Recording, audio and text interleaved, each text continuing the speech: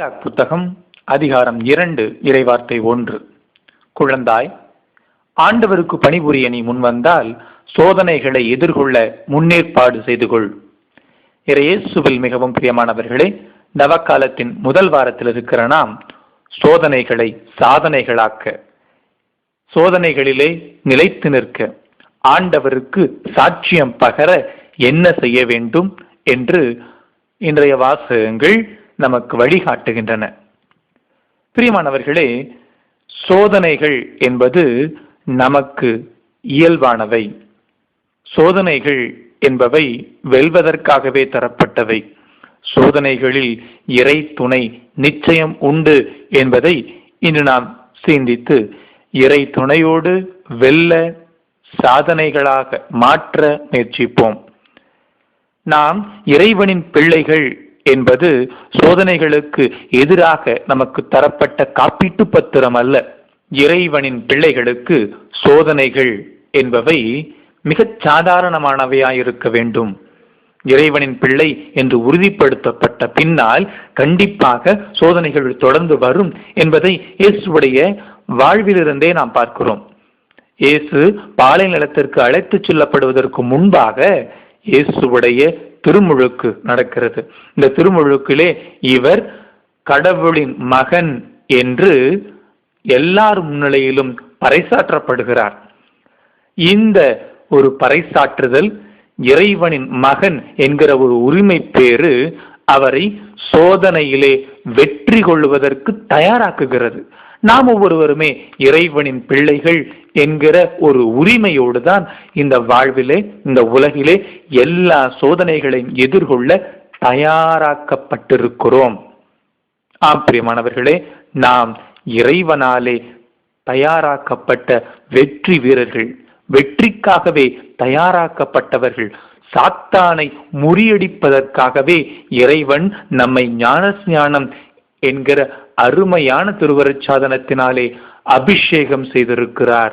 இந்த அபிஷேகத்தினால் நாம் சாத்தானை முறியடிக்கிற சாதனையாளர்களாய் மாறியிருக்கிறோம். திருமுழுக்கிலே புறாவடிவிலே இறங்கி வந்த தூய ஆவியானவர் இயேசுவை பாலை நிலத்திற்கு அழைத்து சென்று அவரை வழிநடத்தியது போல நம்மீதும் ஞானஸ்நானத்தின் பொழுது இறங்கி வந்த தூய ஆவியானவர் நமக்கு ஒவ்வொரு முறையும் தீய ஆவிக்குரிய தூண்டுதல்கள் வருகிற பொழுது அதை முறியடிப்பதற்கு தேவையான நல்ல ஆலோசனைகளை தரவல்லவராய் இருக்கிறார்.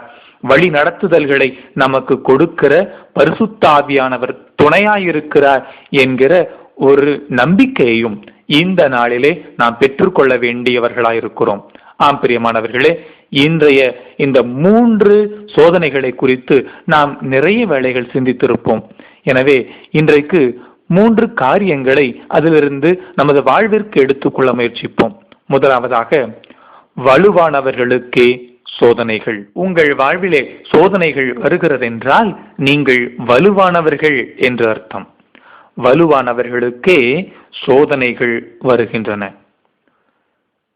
விவேகானந்தர் இப்படியாக சொல்லுவார்: உங்கள் வாழ்க்கையில் எந்த ஒரு நாளில் உங்கள் முன்னால் எந்த பிரச்சனையும் நீங்கள் சந்திக்காமல் செல்கிறீர்களோ அப்பொழுது தவறான பாதையில் பயணிக்கிறீர்கள் என்று அர்த்தம் என்று சொல்லி.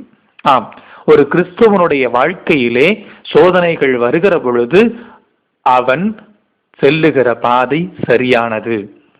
நம்முடைய வாழ்விலே சோதனைகள் வருகிற பொழுது அது யதார்த்தமானது, சாதாரணமானது என்பதை புரிந்து கொள்ளவும், நாம் வலுவானவர்கள், இதனை முறியடிக்கக்கூடிய வலிமை மிக்கவர்கள் என்பதை அறிந்து கொள்ளவும் வேண்டியிருக்கிறது. வலுவானவர்களுக்கே தடைகள் அதிகமாய் வரும். அப்பொழுதுதான் இன்னும் அதிகமாய் வலிமைப்படுத்திக் கொள்ள முடியும். 1 பேதுரு அதிகாரம் 4 இறைவார்த்தை 12 திருத்தூதர் பேதுரு சொல்லுகிறார்: துன்பத்தீயில் நீங்கள் சோதிக்கப்படும் போது ஏதோ எதிர்பாராதது நேர்ந்து விட்டதென வியக்காதீர்கள். எதிர்பாராதது அல்ல, இயல்பானது என்பதை புரிந்து கொள்ளுங்கள்.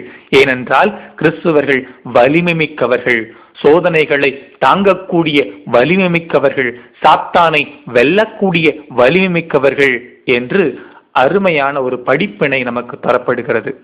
பிரியமானவர்களே, இந்த சோதனைகளை வென்ற ஆண்டவர் இயேசு நமக்கு சொல்லுவது சாத்தானை வெல்வதற்கு நாம் வலிமை படைத்தவர்கள் என்று. ஆம், வலிமையான நமக்கே சோதனைகள் எதிர்வருகின்றன. மிதித்து போட, மோதி மிதிக்க நமக்கு இறை வார்த்தையின் துணையும் தூய ஆவியின் வழிநடத்தலும் இறைவனின் பிள்ளை என்கிற வைராக்கியமும் இருக்கிறது என்பதை உணர்ந்து கொள்ள நாம் அழைக்கப்படுகிறோம். இரண்டாவதாக, வெல்வதற்கே சோதனைகள். விலகி நிற்பவன் வெல்லுவதில்லை, வெல்ல நினைப்பவன் விலகுவதில்லை. இயேசு வெல்ல நினைத்தார். இதோ தீமைகளை வெல்ல நினைத்தார், சாத்தானை வெல்ல நினைத்தார். எனவே விலகி போகவில்லை, துணிந்து நின்றார், வென்றார். நாமும் இயேசுடைய சீடர்கள் என்றால் விலகி போகாமல் சாத்தானை வெல்லுவோம். கற்களை அப்பமாக்கு, கீழே குதி, என்னை வணங்கு. இயேசுவின் இந்த 3 சோதனைகளை நாம் நிறைய வேளைகளில் சிந்தித்திருப்போம். இந்த சோதனைகளை நாம் இன்னும் ஒரு புதிய கண்ணோட்டத்திலே பார்ப்போமே. கடவுளுக்காய் காத்திருக்க நேரமில்லாத மனித மனநிலையை இது குறித்து காட்டுகிறது. நிறைய வேளைகளிலே கற்களை அப்பமாக்கு, கீழே குதி, என்னை வணங்கு என்கிற இந்த சோதனைகள் மனிதனுடைய ஒவ்வொரு நாள் வாழ்க்கையிலும் நடக்கிறது. எப்படியாவது உடனடியாக நினைத்தது நடக்க வேண்டும் என்கிற ஒரு ஆசை, ஒரு வெறி, ஒரு மோகம் என்று கூட சொல்லலாம். கடவுளுடைய நேரத்திற்காய், கடவுளுடைய திட்டத்திற்காய், விருப்பத்திற்காய் காத்திருக்க மனிதனுக்கு பிடிக்கவில்லை, நேரமில்லை. ஒவ்வொரு அடியாய் எடுத்து வைத்தால்தான் வாழ்க்கையிலே நாம் பயணம் செய்ய முடியும். எடுத்தவுடனே சிகரத்தை அடைய யாராலும் முடியாது.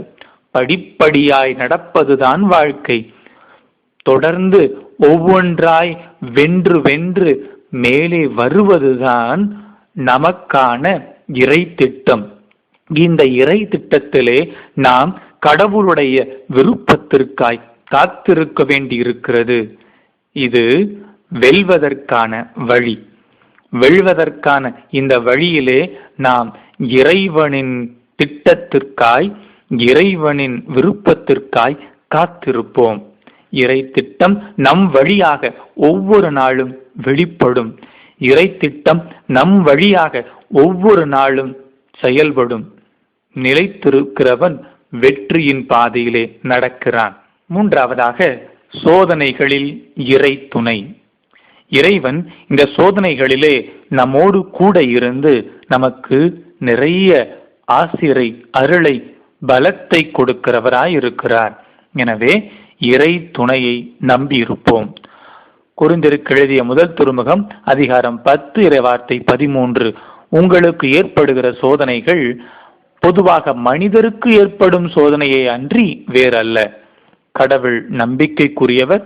அவர் உங்களுடைய வலிமைக்கு மேல் உங்களை சோதனைக்குள்ளாக விடமாட்டார். சோதனை வரும்போது அதை தாங்கிக் கொள்ளும் வலிமையை உங்களுக்கு அருள்வார். அதிலிருந்து விடுபட வழி செய்வார் என்று எழுதியுள்ளது. ஆம், இறைவன் நம்மோடு கூட இருந்து நம்மை நிறையவே வலிமைப்படுத்துகிறார். எதுவும் செய்ய இயலாது என்று நாம் பின்வாங்க தேவையில்லை. ஏனென்றால் இறை துணையால் எல்லாவற்றையும் நாம் செய்ய முடியும். ஆம், சோதனைகள் தடைகள் அல்ல, வாய்ப்புகள். சோதனைகள் வீழ்வதற்கல்ல, வெல்வதற்கு. சோதனைகளில் வெல்வது நாம் அல்ல, இறைவன். நம்பிக்கையோடு பயணத்தை தொடர்வோம்.